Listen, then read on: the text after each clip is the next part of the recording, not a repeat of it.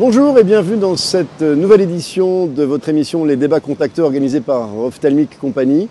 Le thème du jour, quelle place accorder à la formation technique des équipes en contacto? Pour en parler aujourd'hui, trois invités. Bonjour à tous les trois.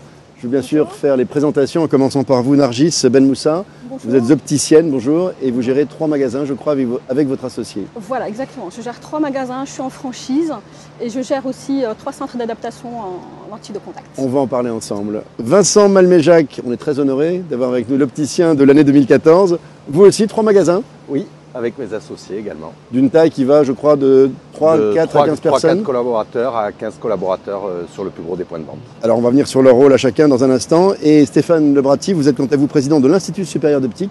Tout à fait. Donc je crois comprendre qu'il forme les étudiants opticiens au BTS optique et lunetterie. Voilà, donc l'ISO est implanté dans 11 villes en France et on forme les étudiants donc, en Bac plus 2, Bac plus 3, Bac plus 5. Alors on a toutes les compétences pour explorer notre thème. Je commence avec vous, Vincent. Honneur à l'opticien de l'année 2014. J'adore ce concept. Qui ça concerne d'abord, la formation en contactologie, dans un magasin comme les vôtres, dans des magasins comme les vôtres? Est-ce que ça concerne tout le monde? Oui. Si on veut aujourd'hui prétendre développer la contactologie dans un magasin optique, il faut que tout le monde sache parler de contactologie pour pouvoir en informer les clients. Et tout le monde doit savoir en parler. Voilà, tout le monde doit savoir en parler, avoir des connaissances de base, pour bien sûr avoir le minimum de confiance pour pouvoir parler de contactologie. Oui. Et après, il est indispensable d'avoir des experts pour pouvoir faire des adaptations si on a un réseau d'ophtalmologistes autour de soi qui nous laisse... voilà, ça je fais toujours très attention moi quand on parle d'adaptation, tout ça. Oui. Les ophtalmologistes sont quand même les garants de notre chaîne visuelle de qualité en France. Bien et sûr. Je pense qu'il faut que chacun reste à sa place. Si les ophtalmologistes délèguent, alors là, les experts en adaptation adaptent au sein des magasins. Vous arrivez à vous débrouiller d'un point de vue d'organisation du travail pour qu'il y ait toujours quelqu'un qui soit l'expert, ou bien compte tenu du fait que parfois, dans les équipes, vous arrivez à avoir ce mix, à avoir toujours la compétence? Sur les plus petits magasins, il y a toujours, les horaires sont faits de telle façon qu'il y a toujours au moins un expert. Oui. Et sur le magasin principal, on est souvent présent au moins à 2 ensemble, voire 3. Nargis, vous pratiquez la même stratégie? Est-ce que vous considérez aussi que ça concerne tout le monde à minima? Et puis qu'il faut des experts, notamment pour l'adaptation? Tout à fait, c'est l'expert qui dynamise aussi l'équipe, qui parle de la contactologie, qui propose des challenges et qui forme aussi. Mais tout à fait, voilà. J'ai aussi un expert dans chaque magasin. Il faut qu'il se repose une journée par semaine. Eh oui. Donc de toute façon, les adaptations, c'est ce rendez-vous et c'est toujours en accord avec l'ophtalmologiste. Donc j'ai la chance d'avoir des partenaires qui m'envoient leurs patients. Stéphane Lebratti, tout le monde est formé en contactologie au départ, ou est-ce qu'il y a des spécialisations, et comment est-ce que vous répondez à ces besoins des opticiens à travers l'ISO en fait? Alors, au niveau du BTS, il y a un petit peu de contactologie, surtout en théorie. Tout le monde en fait un peu en tant qu'étudiant, c'est ça? C'est une initiation. La formation commence vraiment à partir du Bac plus 3, donc oui. La licence d'optique, oui. Où là, donc, il y a une unité d'optométrie, oui. Et puis donc, avec une formation vraiment solide en Bac plus 3, que l'on peut poursuivre sur un Bac plus 5. Là, ça concerne assez peu d'étudiants finalement. Oui. Disons que le cursus le plus fréquent, c'est donc cette licence. Et puis après, poursuite avec de la formation continue. Donc là, ce sont des sessions de 2 jours qui s'étalent.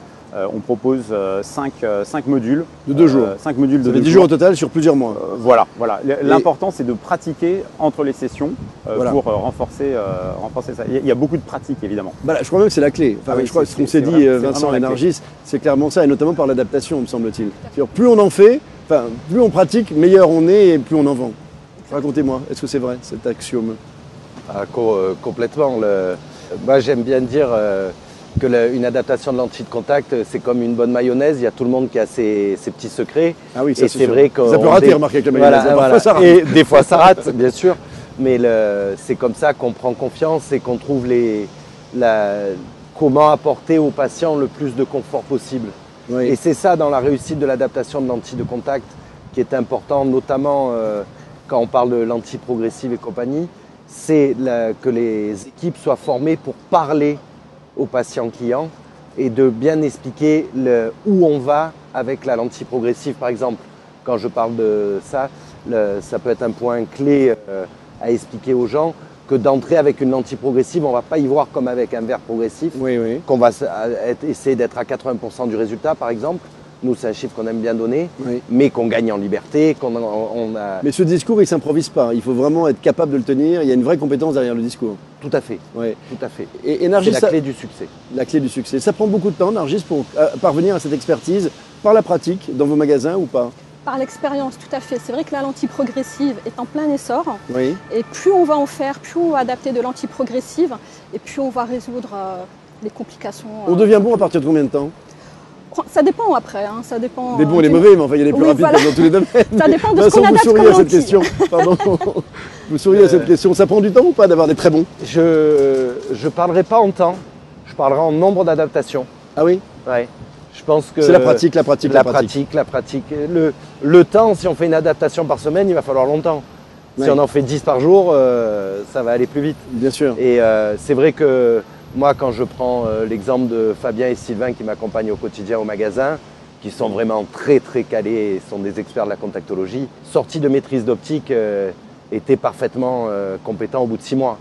Mais aujourd'hui, 5-10 ans après, ils ont une assurance qui est... Alors c'est une question ça justement, qu'est-ce que ça apporte à l'opticien qui se forme à la contactologie dans son parcours professionnel? Est-ce que c'est un plus sur un CV, parce que ça bouge, ils peuvent devenir entrepreneurs, avoir leur magasin optique ou chercher un job. Est-ce que c'est un plus sur un CV que d'être un expert en contacto? Incontestablement, c'est une façon d'ajouter une corde à son arc. Bien sûr. Mais au-delà de ça, puisque Vincent parlait des ophtalmologistes, alors évidemment, ça doit se faire en bonne intelligence avec les prescripteurs. Oui. Mais c'est aussi, pour un opticien qui va décider de se lancer, un moyen d'aller leur parler. Ah oui. Et d'affirmer sa dimension professionnelle de vision et expert.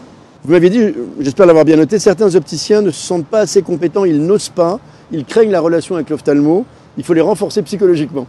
Tout à fait, c'est vrai qu'il y a des personnes qui ont peur d'aller voir le spécialiste qui est l'ophtalmologiste, mais les ophtalmologistes attendent qu'on leur rende visite. Hein. Ils demandent. Pardon. Ah oui, ils attendent qu'on leur rende visite. Hein. Ils apprécient que l'opticien vienne se présenter. Que l'opticien vienne se présenter. L'opticien, voilà, l'optométriste, hein, l'expert, l'opticien expert. Vous êtes très attaché à la relation avec l'ophtalmo, vous, Nargis. Ah oui, oui, bien sûr. Vous êtes revenu souvent dans la conversation qu'on avait eue ensemble, vous l'avez dit souvent. Oui, on peut c'est une pas chaîne, adapter. chacun son job, chacun sa place, mais il faut bosser ensemble. On est obligé de travailler ensemble. C'est une chaîne, on ne peut pas faire des adaptations lentilles sans l'accord de l'ophtalmologiste. C'est primordial. C'est pas tout le temps le cas, cette relation très intense entre les deux métiers? Disons qu'il y a, suivant les régions, des régions où la contactologie est plus développée de par la relation et le degré de liberté que laissent les prescripteurs dans cette région. Donc c'est variable suivant les régions, j'ai envie de dire. Alors justement, c'est aussi, je crois, une des choses que vous m'avez dit, c'est que plus la relation est forte, et plus l'ophtalmo a confiance, plus il va éventuellement vous envoyer de l'adaptation et il sera rassuré sur le fait que vous la menez bien. Alors j'ai envie de dire, en plus, ça lui rend service, parce que quand c'est bien fait par l'opticien, eh bien, il gagne du temps, l'ophtalmo. Bien sûr. Il gagne du temps, donc ça lui rend service d'un certain côté. Mais il raisonne comme ça, il raisonne en gain de temps, l'ophtalmo, c'est pas forcément un businessman, l'ophtalmo? Tous mes prescripteurs, ou presque, ils travaillent quand même dans un but, c'est satisfaire leurs patients. Bien sûr. Et c'est vrai qu'on a un réel atout à jouer, surtout avec la pression démographique des ophtalmologistes et le travail qu'ils ont. C'est incroyablement fort. C'est exactement ce que disait Stéphane. 6 mois d'attente dans certaines villes de France, c'est terrifiant. C'est ce que disait Stéphane et je le confirme. L'ophtalmo est content quand on a bien bossé et qu'il a un patient content en face de lui, parce que ça veut dire que quelque part, sans parler de business, c'est un gain de temps, donc un patient satisfait. Allez-y Stéphane. Le gain de temps peut arriver aussi chez l'opticien. C'est-à-dire que quand on se lance en contactologie, on va prendre beaucoup de temps pour cette activité. Oui. Ça peut aller à, je sais pas, peut-être 20-25% du temps de l'opticien, avec 10 à 15% du chiffre d'affaires. Et donc la formation permet de rapprocher et de se procéder et de rapprocher ces deux dimensions. Ça coûte combien une formation et qui prend en charge? Alors les formations, donc en fonction du type de magasin, plus de 10, moins 10, bon, il y a des prises en charge. Donc il peut y avoir des restes à charge de 2 à 300 € pour les modules de 2 jours. Mais ça peut être gratuit en fonction du type de magasin. D'accord, son mode de contribution effectivement avec le système de formation. Absolument. Et vous vous tournez également vers des labos pour ça ou pas? Est-ce que les labos vous aident en matière de formation? Est-ce que vous appuyez plus sur eux ou bien sur des structures comme celle de Stéphane, Nargis? Nous, on s'appuie sur les deux puisque les laboratoires dispensent des formations qualitatives qui nous permettent d'être à l'aise avec leurs lentilles propres, de connaître les paramètres, tous les secrets d'adaptation.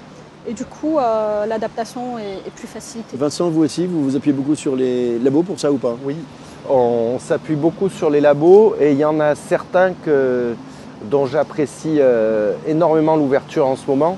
Parce que oui, forcément, il y a leurs produits, mais on va plus vers même de la formation technique avec les labos. Donc une formation technique, quelque part, elle pourrait servir pour un de leurs labos concurrents ou quoi. Et je pense que c'est indispensable pour que le processus de l'expert commence. Ils sont souvent passés par des DU, comme Stéphane le précisait, tout ça. Oui. Et les labos, eux, viennent dans nos structures sur le terrain.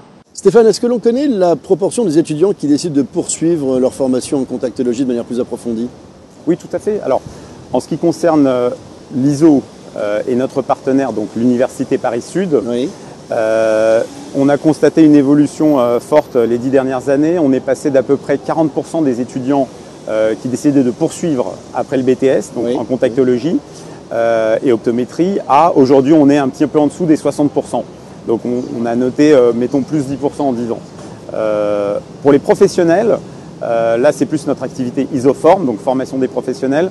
Cela représente, la contactologie représente à peu près un quart de nos formations. Un quart. Un quart. Allez, dernier exercice, en 30 secondes chacun. Si vous aviez un seul conseil à donner à un opticien réticent qui dit la formation ça sert à rien en matière de contacto. La formation ne sert à rien. Bon. Au pro de la formation que vous êtes. C'est un moyen de reconquérir la dimension professionnelle de la vision qui devient aujourd'hui de plus en plus importante, de se différencier d'Internet par exemple ou de la pure distribution. Votre conclusion, Vincent, le conseil à quelqu'un qui est réticent à investir en formation en contacto? Alors, deux solutions. Solution numéro 1, il est toujours réticent et il ne faut pas qu'il commence. Ça sert à mal faire, il va se créer une mauvaise image. Et sinon, s'il est motivé, qu'il se lance, il se rendra compte qu'aujourd'hui, dans notre profession qui a quand même tendance à être pas mal décriée, ça te donne une position d'expert de la santé visuelle. C'est précieuse pour entendre une et qui est, je pense, très précieuse pour l'avenir. Et vous, Nargis, en conclusion? Moi, je suis pour la formation, forcément, déjà pour se différencier par rapport à la concurrence, par rapport aussi à Internet. Une bonne arme pour se différencier à une époque difficile. Exactement. Merci infiniment à tous les trois. C'est la fin de cette émission, les débats Contacto. Merci à Acuité de nous diffuser. On se retrouve prochainement pour un nouveau débat Contacto. À très vite.